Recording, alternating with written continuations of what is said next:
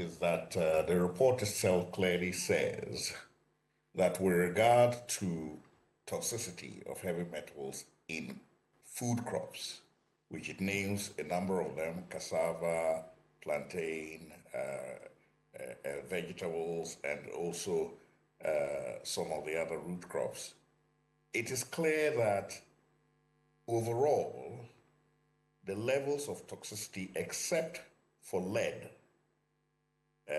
were not beyond the tolerable levels as far as WHO, FAO standards were concerned, although they were above the tolerable levels where the EU standards were concerned.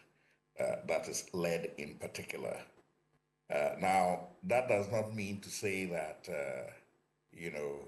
we are clear and all dry. No, not at all. Because, first of all, you have to examine the scope of the study.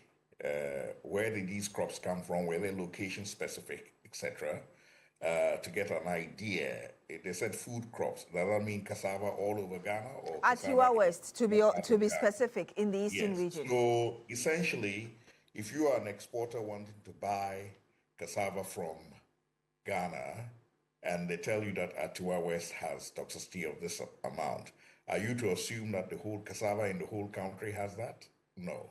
So I think we have to put this into context with broader studies that give us a general scope of the level of toxicity, its level of incidence, and spatial distribution, so that we can formulate particular measures to try and mitigate or contain this increasing levels of toxicity. Like I just...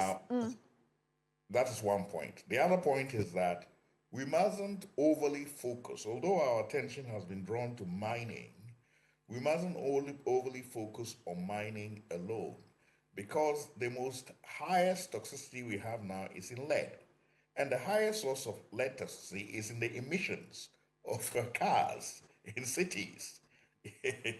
So we have to look at those aspects as well in a more comprehensive way, and not just focus on the mining areas alone. Yes, it is true that in as far as the mining areas, the toxicity is location specific, and it is in waterborne bodies, etc., you need to take specific measures. And I think I already heard one of the participants talking about taking best practice measures, global standards. Yes, those need to be put in place. And I must say that we must commend the government for its level of seriousness on the Galamsey since it came into power, because now it is granted that officials in charge of stopping this, when they work, nobody is going to stop them. They're going to encourage them, as opposed to what happened before when people took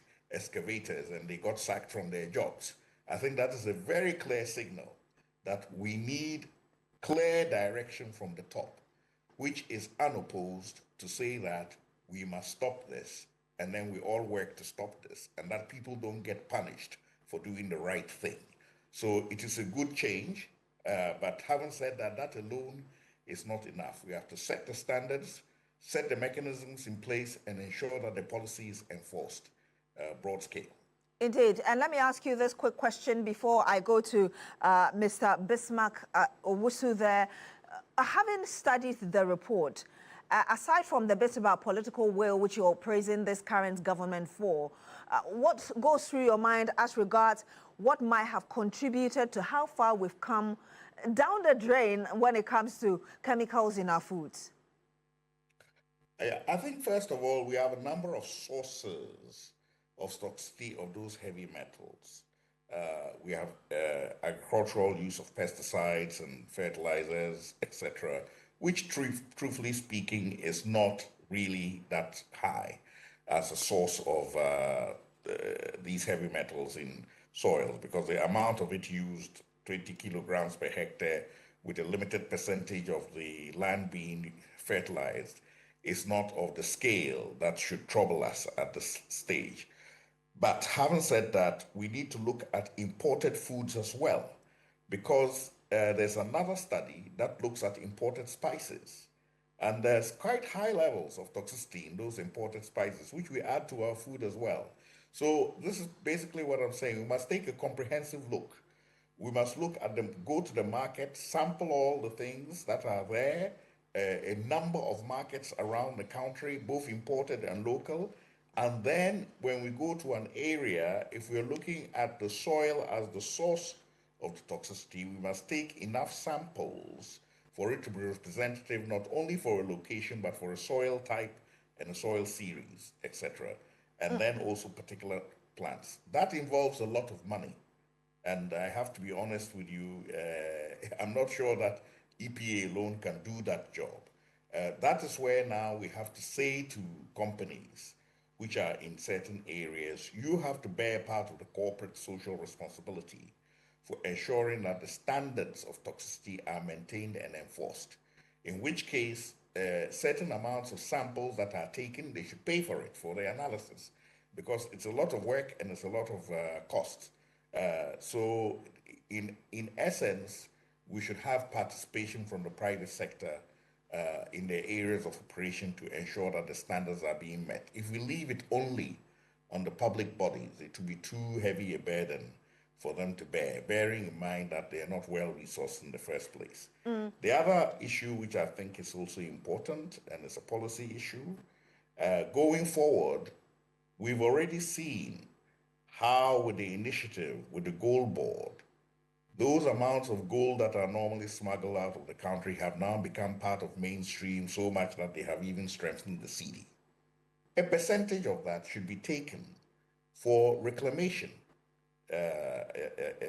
efforts, so that as indeed this cedi is strengthening, then too the reclamation activities in the areas will also be strengthening, because a certain amount of revenue from that, a portion, will be put aside to support this work of independent parties, NGOs, etc., EPA, assisting EPA to monitor the levels in water, soil, plants, crops, take samples in markets, have the analysis so that it is broadly shared and the information is widely available for everybody. So this is another area where a policy intervention, putting aside a percentage of the revenue, can also help us ensure that the enforcement is carried out. So broadly speaking, I believe we have the expertise in-house, in-country, to be able to contain this. But we have to deploy them to work, and we have to empower them to work.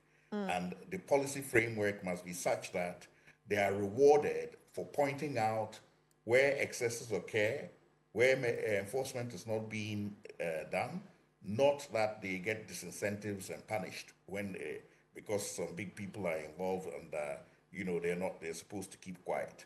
We are done with that chapter, we hope, and we're moving into a new chapter now where we will all do the right thing to support the right thing to be done. And it's very good to see that happening. And thank you very much, Doc.